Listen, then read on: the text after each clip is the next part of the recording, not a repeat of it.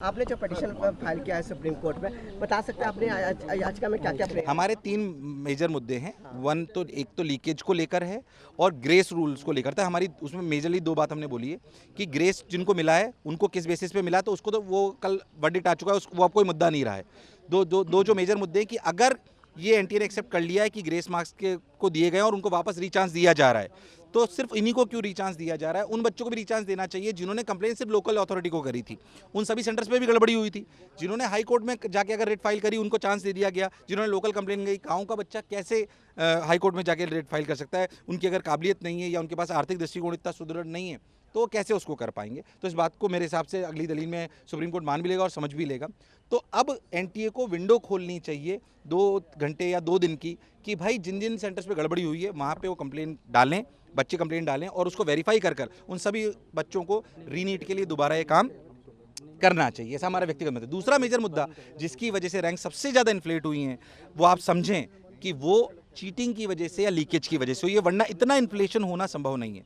मैं हाथ जोड़ के विनती करता हूं इस बात को लेकर कि 24 लाख बच्चों का भविष्य की बात है। मैं खुद ने भी कॉम्पिटिटिव एग्जामिनेशन दिए हुए हैं, बरसों से इस काम को कर रहे हैं। ये बहुत सारे मुद्दे शायद सुप्रीम कोर्ट में रोज आते होंगे, हम शिक्षाविद होने के नाते हम पहली बार यहाँ पे आए हैं, हमारे लिए नया एक्सपीरियंस है। पर मैं एक बात आप सब लोगों से कहना चाहता हूँ, मीडिया कर्मियों से भी कहना चाहता हूँ कि ये मुद्दा 24 लाख उन बच्चों का है जिन्होंने साल 2-3 साल तक लगातार खुद को कमरे में बंद रखकर पढ़ाई करी है। क्या ये मुद्दा इस बात के लिए इंपॉर्टेंट नहीं है कि जिन्होंने इतनी तैयारी करी वो पास होते या फेल होते, अलग बात है, बट क्या उन्हें एक फेयर एग्जामिनेशन मिलना चाहिए था? मैं सिर्फ एक शिक्षाविद के नाते ये कहना चाहता हूँ, वरना हमारी कॉम्पिटिटिव एग्जामिनेशन की प्रणाली पर अगर क्वेश्चन मार्क उठ गया तो जो देश में इतने अच्छे इंजीनियर्स और डॉक्टर्स मिल रहे हैं वो इसलिए मिल रहे हैं क्योंकि हमारा ट्रस्ट है उन एग्जामिनेशन पर।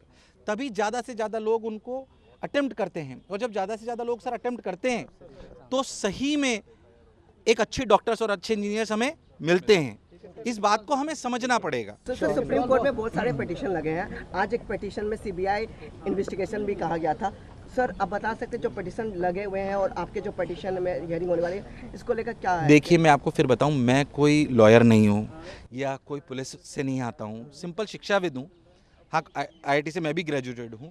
इस काम को हम पहली बार कर रहे हैं, मतलब कैसे लड़ाई लड़ी जाती है वी रियली डोंट नो। शायद आपके लिए नॉर्मल काम है कि सीबीआई जाना चाहिए कि कहाँ जाने, हम नहीं समझते इस बात को ज़्यादा। अगर सीबीआई की जांच होनी चाहिए, अगर इतने बड़े मुद्दे में शायद सीबीआई की इन्वॉल्वमेंट होना चाहिए, ये शायद माननीय सुप्रीम कोर्ट ज़्यादा समझती है, या शायद जो और सोशल एक्टिविस्ट होंगे वो शायद इस बात को ज़्यादा समझते होंगे। मैं शायद उसके लिए सही व्यक्ति नहीं हूँ, पर मैं आपको दर्द बयां कर सकता हूँ जो रियलिटी में 24 लाख बच्चों की आंखों में है कि उन्हें एक फेयर एग्जामिनेशन की डील मिलनी चाहिए थी।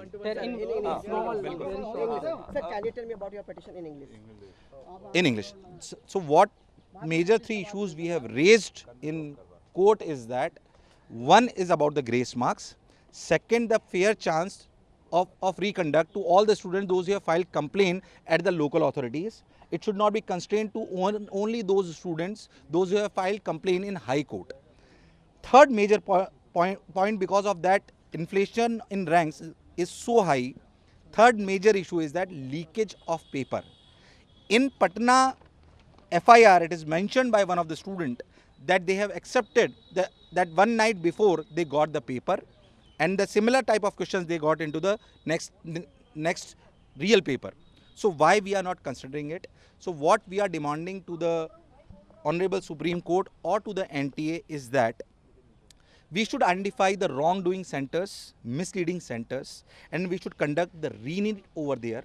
Then we should analyze the result, normalize according to the JEE main procedure, and again we should reevaluate the ranking system, and we should declare the result, and then we should start the counseling.